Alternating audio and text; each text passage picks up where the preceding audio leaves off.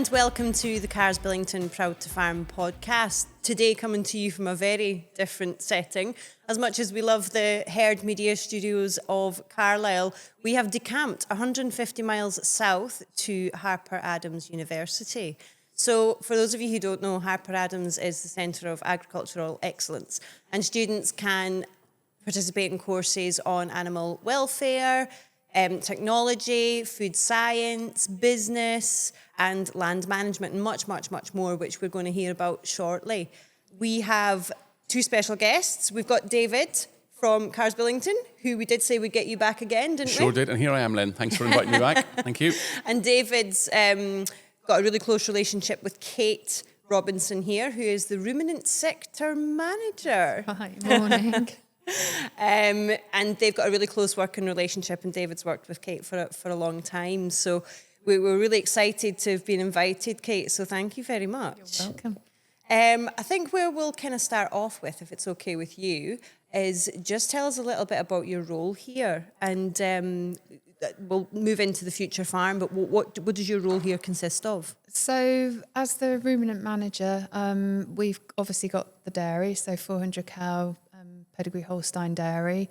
We've got a 180 indoor beef system and a smaller outdoor beef system, which is into its second year.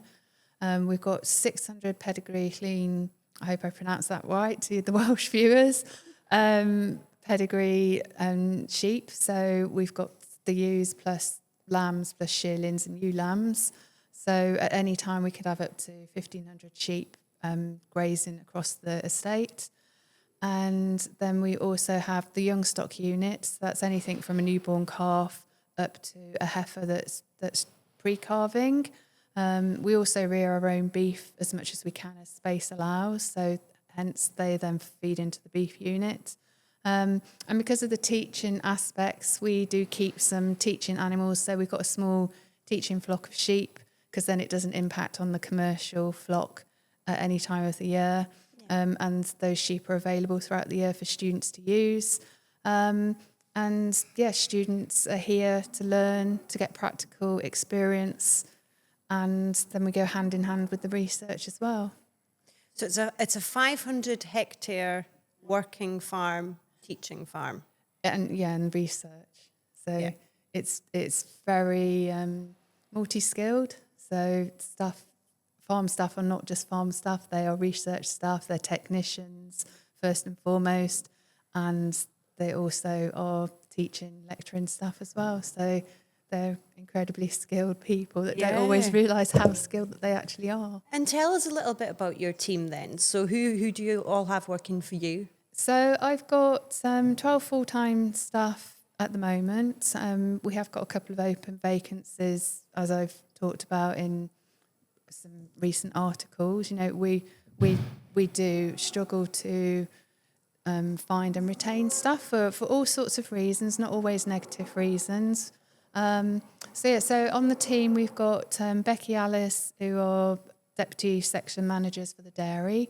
Then we've got 4 TSOs, technical science officers, which is a posh description for a herds person. So 4 herds people. And we've got Carrie, who's the young stock manager, and Erin, who's her support assistant. Matt, who's the deputy section manager for beef and sheep. Plus, he's my right-hand man for helping me out with all the teaching aspects. So he's brilliant at organising the whole diaries for teaching, visits. Yeah, we met Matt yesterday. What was he doing? Animal handling today? With vet students, I think. Yeah, with vet students. So we've got first year vet students for the next 2 weeks. Then we have a 2-week break. Then they're back again for 2 weeks. So up until the end of January, we've got the first year vet students here. So they've got to get experience with handling cattle and sheep. Then they have to do what we call a DOPS exam. So they've got to pass their practical handling before they're allowed to go out on placements. It's all about it's about being safe on farm. It's safe working practices, making sure that, you know, as best they can in a very short period of time, just know some of the basics to handling cattle and sheep and where to put themselves, how to turn a sheep, how to put a cow in a crush, how to put a halter on.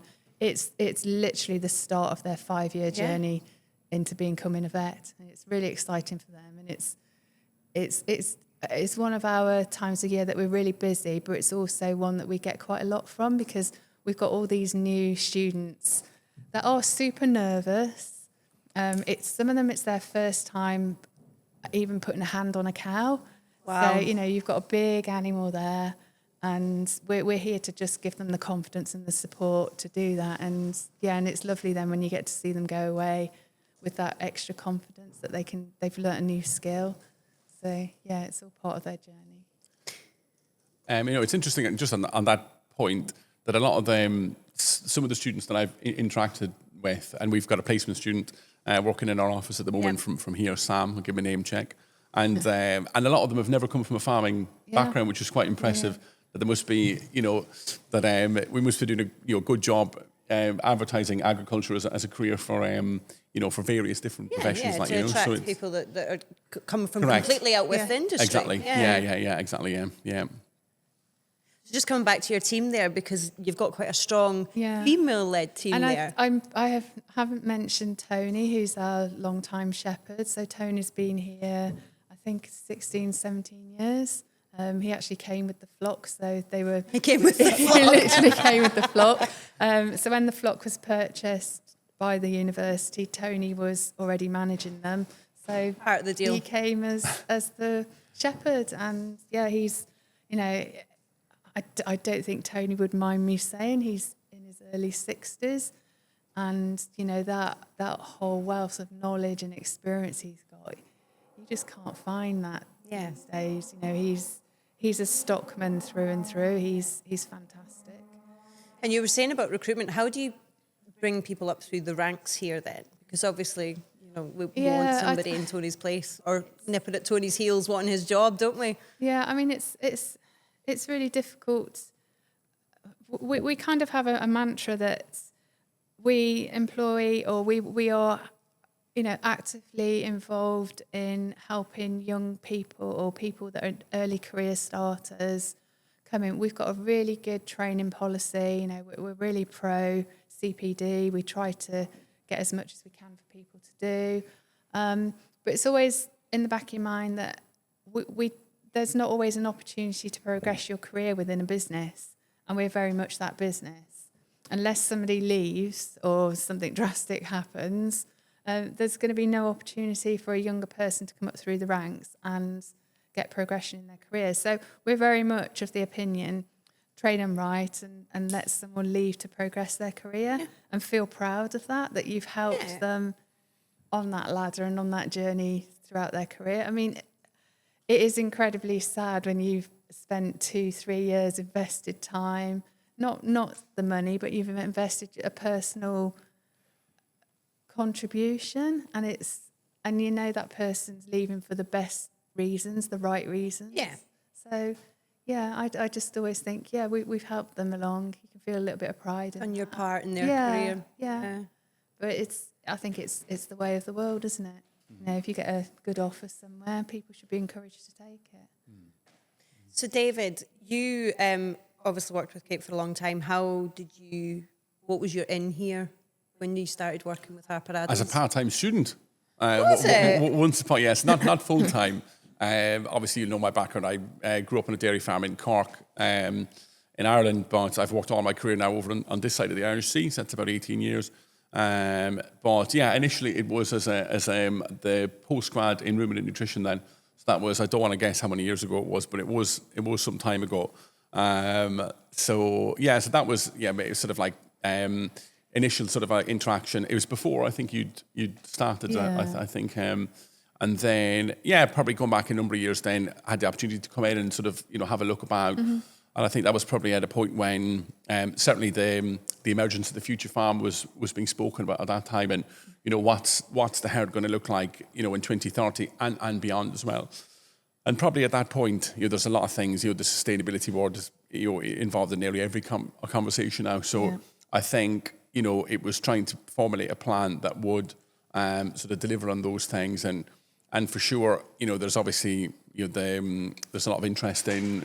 Methane is a big talking point at the moment, and sort of how we can control methane. But But there's lots of other things that we've looked at, like aged first calving is quite a big one. So if the discussion is how can we reduce our carbon per litre of milk, then certainly, in a nutshell, having healthy cows that have good longevity and lifetime milk production, that's the overarching goal then. Also, like we're, to our own success as well, because like with the calf rearing and the heifer rearing, we've got such low losses of anything. We end up with an excess of animals, which again we've looked at because of net zero 2030, ways to get there. Well, one of our quick fix ways is not to rear as many heifers as we have done, because we don't need them. Yeah. But it's really hard because you have a heifer born and you go, well, you naturally want to keep it and rear it and bring it into the herd, but actually it's kind of counterproductive for our net zero. Plus, we're so successful at rearing the heifers. Yeah. So yeah, we've had some real hard conversations about reducing how many black and whites that we need to breed. Because when your calf mortality is fantastic. Like Carrie does an incredible job. She does a fantastic on job. the up to your birth to weaning, but also all the way through to calving again. I mean, everything is weighed, from day zero every 2 weeks all the way through to a pre-calving heifer again. So. And there's a point there in terms of monitors, isn't there? That attention to detail and sort of being able to hit growth rates of the animal at the end. I think Carrie does a great job at producing the right type of heifer to fit the system. Fit the system for sure. And then you can make a management decision about, okay, well, we don't need to carry X amount ahead of heifers, especially if you've got a surplus. That's a real good position to be in for sure. So can I just dial it back a little bit? So Future Farm, can you talk me through, because I believe that was a creation in 2022. Yep. Talk me through the ethos behind the Future Farm and what the goals are. So yeah, Future Farm was established after quite a lengthy consultation with the entire farm in July 2022. And like its primary purpose of Harper Adams University Future Farm is teaching and research with a commercial aspect. We do run the farm commercially. We do our absolute best to make sure that we do turn a profit and everything is as profitable as it can be. But our primary objectives are the teaching and the research. So hold on, let me think, get my thoughts. So Future Farm was formed under the guidance of Professor Michael Lee, who's the Deputy Vice-Chancellor, and his primary goal is to meet net zero 2030. So Future Farm was developed, as I said, with research and teaching in mind, but also with the focus on net zero 2030. It's a huge ask. It's a massive ask. Yeah, it's very really ambitious. And the whole journey that we've done for the last 3.5 years always has that in mind of net zero 2030. So I'd like to think we're doing our absolute best to get there. I can say, even if we don't make net zero 2030, we've got a lot of experience to share with the industry, what we have done and how we have reduced everything that we're doing. And we will continue that journey. We will keep going. We will keep finding new ways to reduce our carbon footprints. We're lucky again, to not be a normal farm, that we've got a full-time data analyst that's just analysing all the farm data. Because as you can imagine, being a university as well, we have oodles of data. And as same as many farms, we do absolutely nothing with it. So it's finding the time, and it's also understanding what to do with the data and how to create your stats, and then what to do with those stats and implement them into your farming regime to get some use out of it. So like I said, we're incredibly lucky that we have got experts that can deal with figures and create an app for things, or create that data into something that's really useful that we can understand and then implement. So Future Farm is still in its infancy, but I think it's so far, our journey so far has been pretty incredible. Just 3.5 years to get to where we are now. And I noticed that in the sort of bits and pieces that are scattered around the building, that you're implementing it in every sector, you know, so you're looking at your dairy, you're looking at your beef, you're looking at your sheep, and you've got goals in each sector, haven't you? Yeah, so we came up with the farm strategy last December. It was announced and launched. So within each sector, so there's myself on the ruminants, there's Chris Ruffley with the crops and farm operations, and then we've got Matt Swain on the monogastrics, pigs and poultry. So each sector has their own strategic plan into how to achieve net zero, but also how to make sure that their sectors are functioning and efficient, and what changes they can bring. So yeah, I always say I am incredibly lucky in my job because I have so much autonomy, but also I've got a really supportive team there with me. So they're pretty good at trying to keep me in line, because sometimes I go completely off track. Because we were talking earlier about you and your research projects, and tell us a little bit about the one where the team went, I don't think so. Yeah, so I tend to go see something, go, oh, that's a really good idea. And then come back here, we have our sit-down meetings, we have our catch-ups, and I go, guess what, I've got a really good idea, and you could just see panic come across everyone's faces going, oh my God, what's she going to do now? So it was just over 2 years ago. Went to see a farm in Cumbria, and they were doing a fantastic job with their pro crosses. Plus, they ran pedigree Holsteins side by side. Indoor system, very similar to what we're doing, sort of 12,000 litre average cows. I thought, do you know what? We can do this. So we sat down as a team, kind of railroaded into the decision to take a look into the Pro Cross. So we've gone with Viking genetics for the Pro Cross route. We've got our F1s, which are Holsteins crossed with Montbéliards and Viking Reds. And we've got the heifers on the ground now. They're sort of 13, 14 months old. So they're just coming up to service age and weights. And then we're going to block serve them so that they can calve in next August, September. And the plan is that we will make them into a grazing block, which again is different for us. With our Holsteins, they don't like going outside, they don't like grazing. They're very snobby cows, shall we say. You know, they've got luxury in their sheds. They've got a cooling system. They've got fancy beds. They've got food in front of them 24/7. They've got water troughs that are within a reach everywhere they walk. They've got rubber mats. They've got auto scrapers. They've got a short walk to and from the milking parlour, again with rubber mats. So very pampered. They have got a life of luxury. And a lot of technology as well, to sort of, to help us to understand, you know, if there's any issues, or, I mean, they've got, you know, tags that are, monitor tags that are looking at their movement all the time. There's a camera at the exit to the milking parlour here that's looking at body condition score and mobility scoring as well. Milk recording is an obvious one, so there, you know, everything is milk recorded. A system for, you mentioned about data, and drilling into the data per cow, per group, for every day. Again, may well come back to it, but Algomilk is something that, you know, does a lot of analysis for us as well.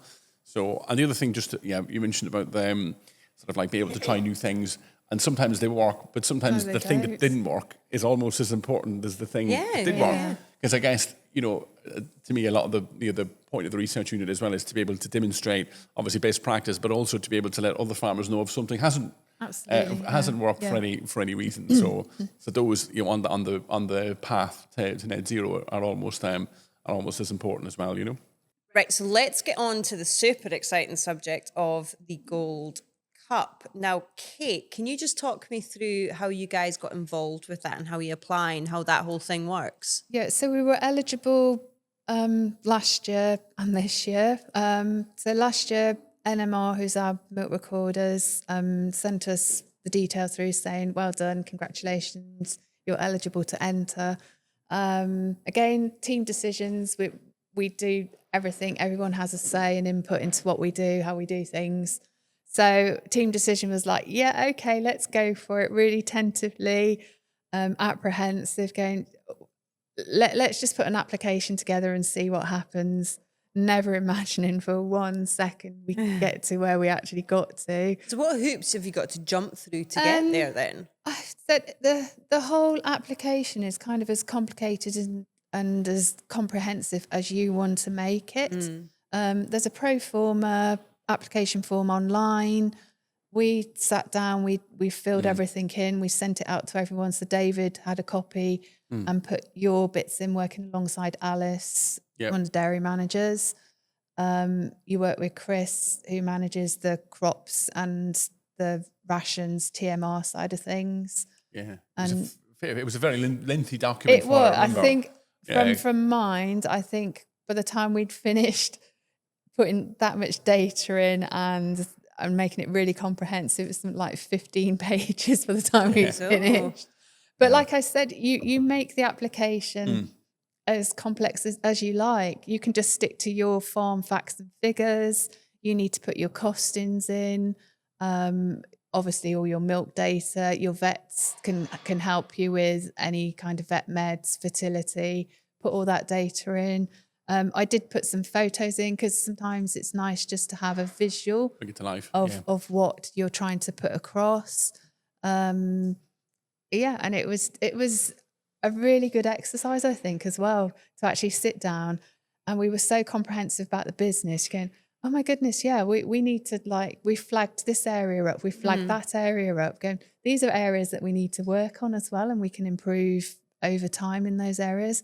So it was a really good appraisal of the entire dairy side of things, plus the extended parts that work within the dairy, so the feed side, the forage, the slurry management, the environmental factors, obviously young stock, and then our young stock beef. So we've got beef on dairy. So the whole picture of it fits in. Yeah. And then obviously our sheep flock are grazing herbal lays over the winter or winter forages alongside our young stock cattle that are outside over the winter. So it's a whole farm picture. It was. And there was a lot of, because the amount of data that went into it, there's probably a lot of figures that were really, really good. We probably hadn't actually realised, that's no, really good. No, we didn't realise. Yeah, because often you get hung up on the things that we're trying to improve upon, figures that we're trying to, improve month on month. But there was, from memory, things around udder health, where there was some fantastic figures, like with somatic cell counts. Milk from forage, which you never really take into account. Again, when we worked out some numbers, because it does make you reflect, doesn't it? Yeah. And actually, again, you're always thinking about striving forward, but then looking back, what has been achieved in the previous 12 months was really impressive, And talking about your role in this, the particulars of nutrition, what role did that play? So in terms of the diet, probably in the context of, I think I have one of the easiest jobs in terms of formulating rations and diets, and that, there's been a few focuses for sure over the last couple of years. Milk from forage, as Kate mentioned. And that's something that ties very strongly into feed efficiency and feed conversion efficiency. So that's defined as the kilograms of dry matter consumed versus the kilograms of milk, fat, protein corrected out on the other end. And that's a real good measure of the health of the animal, the quality of what they're eating, and the balance of the ration as well. So Chris puts a massive focus on forage quality. So not just the quantity, but the quality is tremendous. So multi-cutting on the grass. The maize acreage, we look at very tightly as well to figure out, are we growing things that fit with the nutrition of the milking cows. But Lucerne's been a huge success, I think, for you. Chris is very passionate about. He's been growing Lucerne for I want to say 10, but I think it's more like 12 or 14 years. Yeah, and that as a crop. Again, the sustainability we mentioned, you've got something that's quite rich in protein, a really nice fibre source as well. So it reduces our requirement for purchased protein then as well. So again, protein tends to be, well, A, the most expensive component of the ration, but B, it does attract, quite a large amount of the carbon footprint of the feed as well. So if you're growing something, or if you're, the more in control you are of your forages, then the more protein you can grow on the farm, then it's you're less reliant on the imported stuff. So that's been forage quality, feed conversion efficiency. That's two areas we've really focused on.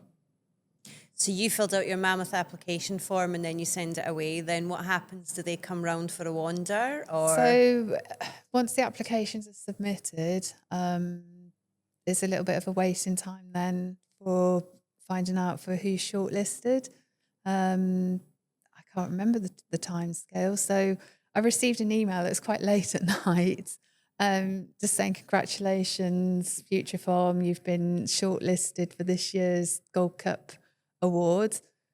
And I think I read it 2 or 3 times and go, oh my goodness, we've made it, we're on the short list. It was just like, and that was enough for you at that was point. it. Yeah, at that point, we'd won. That was a win. We'd won. Not like physically won, but for us, that was the win to be shortlisted.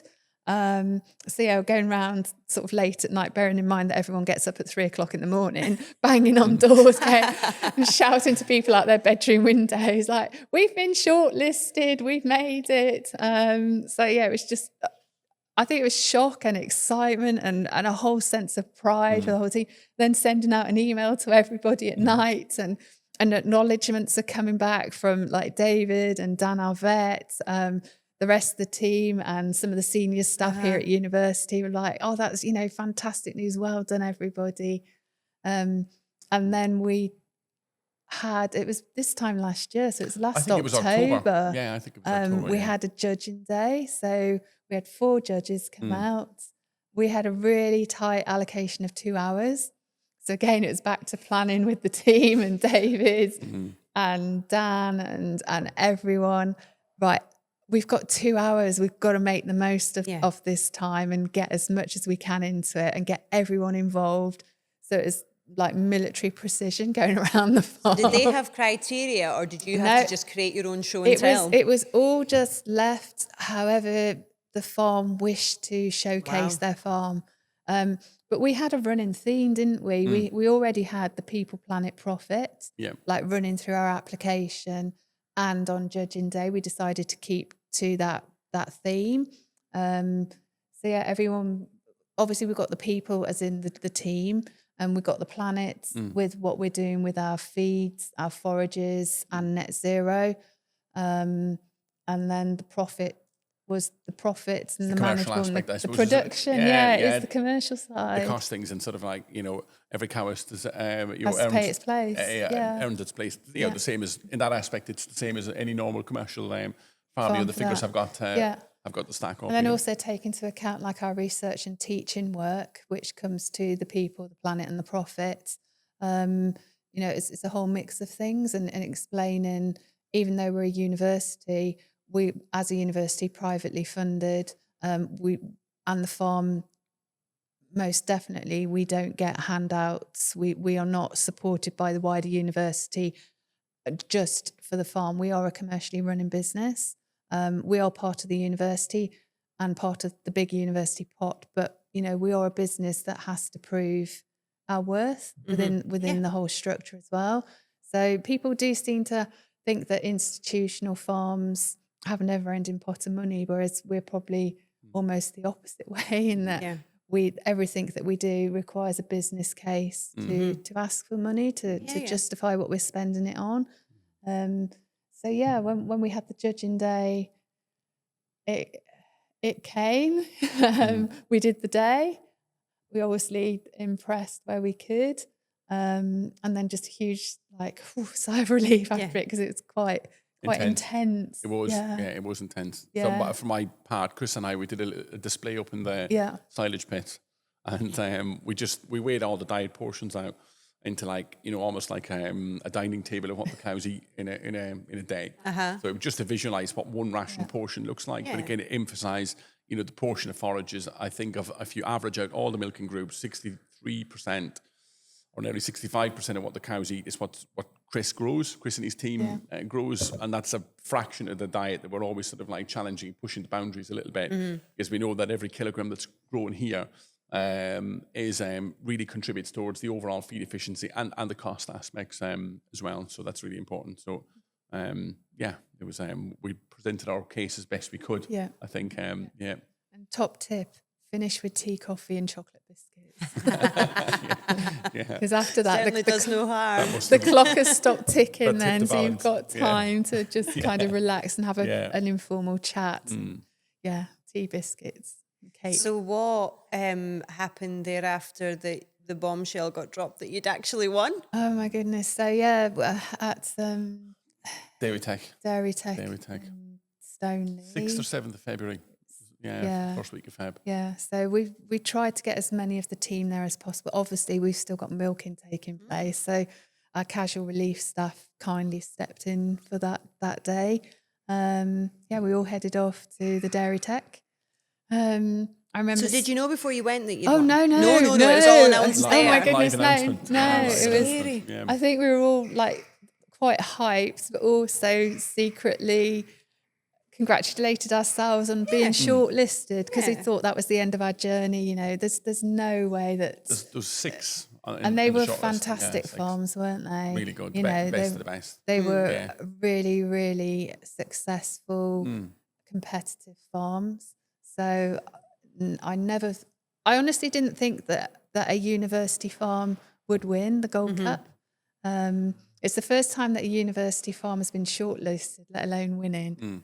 So when I just remember on that day, we were all stood in a group. They had to make us extra space as well because we got quite a large group. So we had students coming over, and we had other supporters that work with us. So we all kind of congregated. Our foot trimmer was there, John Offland. So we all took up a rather large space. And I remember like the announcements taking place. There's various awards handed out before they made the big award. And all I remember hearing was Harper. That was it. That was the only word I kind of remembered hearing. And then it was just like, oh my goodness, shock. And to be honest, it was just really overwhelming, the rest of it, because then you have to go up on stage and stand in front of everyone. And I was just really conscious that the rest of the team was stood down there and I wanted to like congratulate them and bring them into the fold, you know, big hug. Because I've said all along, like I'm really conscious that I'm kind of the face for the Ruminants team and, you know, winning the Gold Cup and various other awards.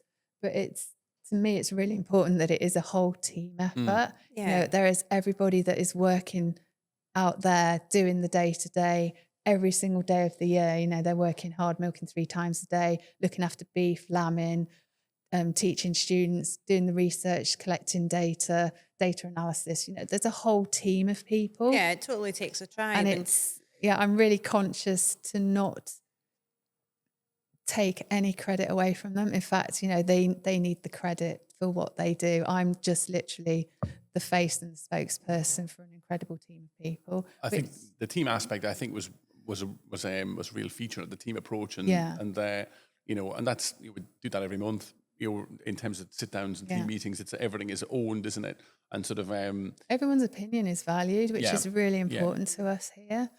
That I think it's quite a unique, special place that everyone has an opinion because they're working here. So it's, I think we're quite lucky in that way. And people that do the job every day are most likely to have the answer.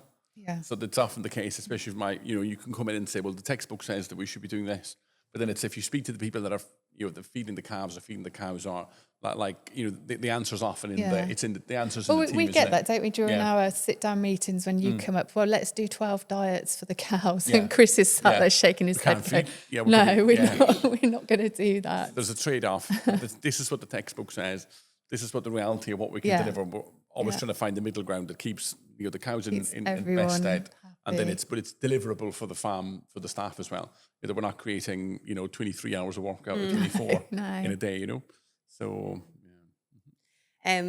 is there anyone else, because you've got a large team, is there anybody else you wanted to name check in particular? So I haven't mentioned Josh, who's our grassland TSO.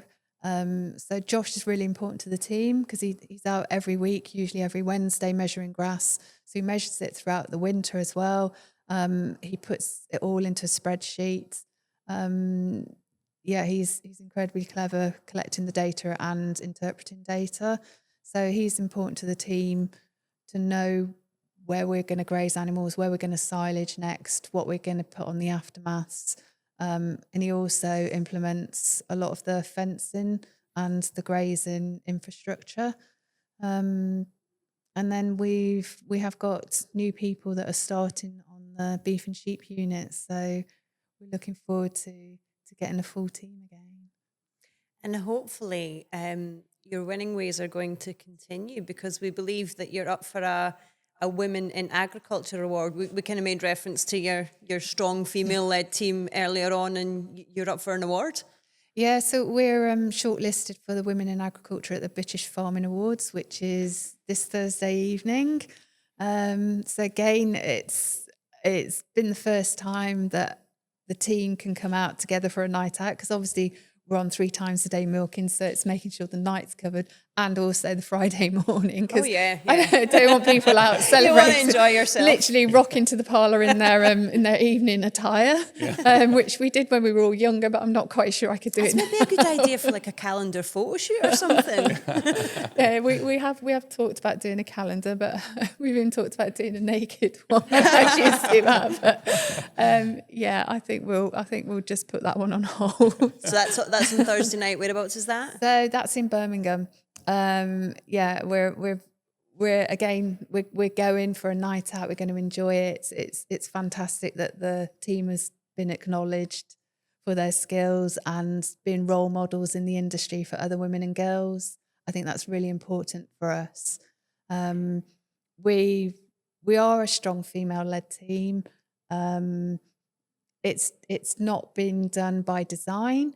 It's just the way it's happened.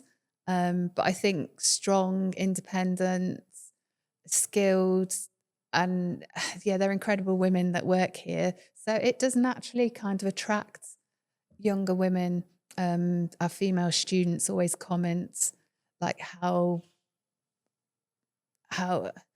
they feel working here or coming to the farm, and they see nice environment to work. They see the women here as role models, and I think that's really important. Yeah. How everyone's still looking at levelling up in farming, neurodivergency, and making sure that we include all the women in our farming, with 50% of the workforce. So I feel really privileged to work here with such highly skilled colleagues, and the men that work on the farm as well are fantastic. And it's quite interesting that nobody within our team ever really comments like the male, female, the gender basis, because we're just a team. And it works. And it works. Yeah. No, it's quite, that aspect I think is quite inspiring, because I've got 2 young daughters then, and I'll name check them. Nancy is 6 and Daphne is 2. Are they going to listen? They're going to listen and watch Dad? I hope so. Yeah, I hope so. But certainly from my perspective, I'd like to think that my young girls have got an opportunity in agriculture, whether that's in the dairy sector or in the wider agriculture sector. I'd like to think that they're growing up in a where the opportunity is there for them. Like, so it's really inspiring to see those initiatives as well. Like, Wonderful. Well, I think unless anybody's got anything else to add, we'll bring that to a close. But I can't thank you enough, Kate, for that. That's been amazing. And David, obviously your insight and having worked here for quite some time.